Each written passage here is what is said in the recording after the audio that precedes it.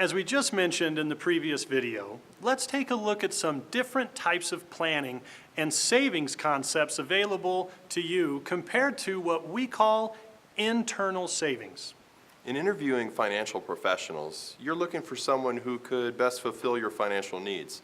First, the investment fund. We call it IF.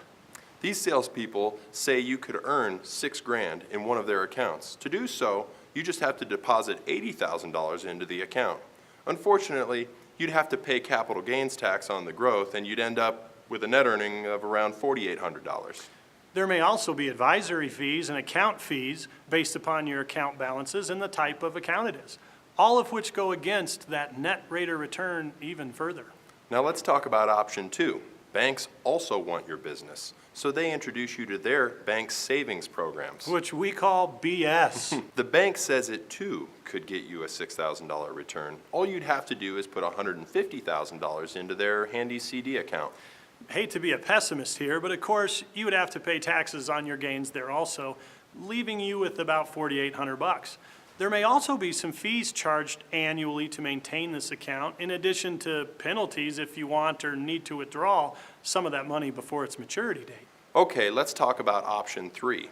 We come along and tell you about internal savings. We call it IS. Thanks, Kelly. We teach you about transfers that you unknowingly and unnecessarily make every day, and we say, too, that you can get a $6,000 return. The big difference is this: you don't need to deposit any money in any account. Even more rewarding, there will be no tax on your gain and no fees or penalties involved. And finally, the sledgehammer. This is the only program where the full $6,000 is guaranteed. Now ask yourself, do you want your financial future based on if, BS, or something you know is going to happen? Boy, that's cheesy, but it's good. Here's an example. Let's take someone earning $100,000 a year and saving 8%, or $8,000 of that income. First, congratulate them because they are doing far better than the national average. They would have $92,000 in residual income to pay all of their bills and taxes. If this person could internally save 1% of that $92,000, Which is $920 extra per year. That's right, they would create an 11.5% increase on their $8,000 in savings.